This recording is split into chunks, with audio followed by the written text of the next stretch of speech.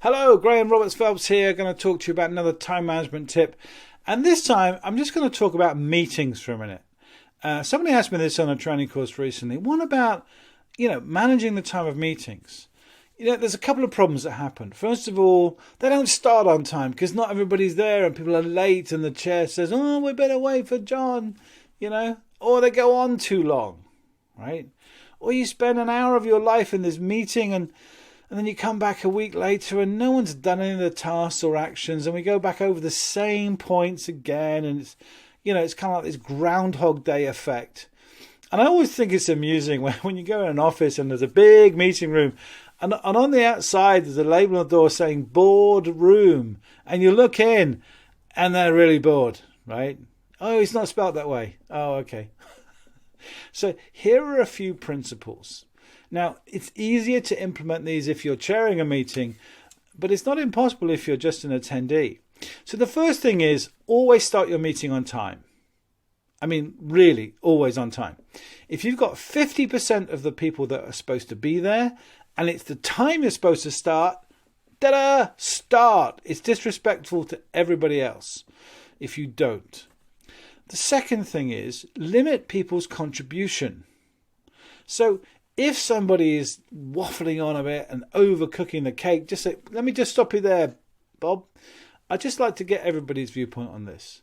Or Jane, I really appreciate your input. I just want to make sure that I get to speak with Mark and Dave and everyone else, right?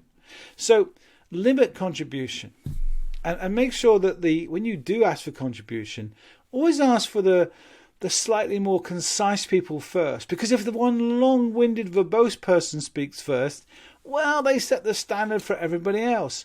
And if you're chairing a meeting, lead by example. Make sure that you speak clearly, concisely, and you answer questions in small 15, 30-second chunks and get straight to the point. Now, end the meeting on time, even if the agenda hasn't been covered fully. You should always put the agenda in order of priority, most important things first, and estimate how long you want to spend on each agenda item, 5 minutes, 10 minutes, 15, and so on. If you're not sure, guess, make it up.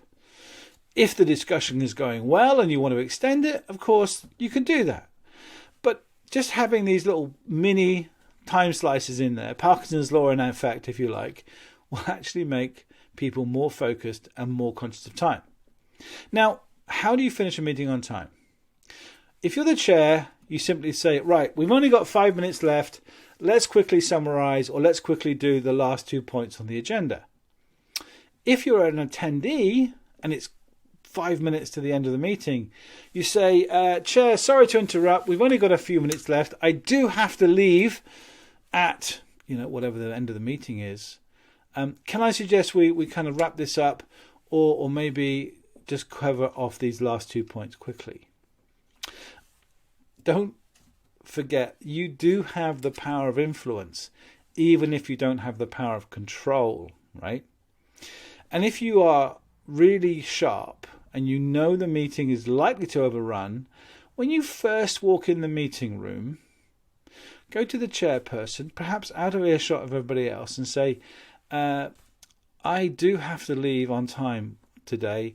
I have another meeting. I have an important call to make or take at 3:30. Would it be okay if I step out if we haven't quite finished? Now, in most cases, people will say, yeah, sure, that's fine. Thanks for letting me know. In some cases, they say, no, I want you in the whole meeting. In which case, at least you tried. Okay?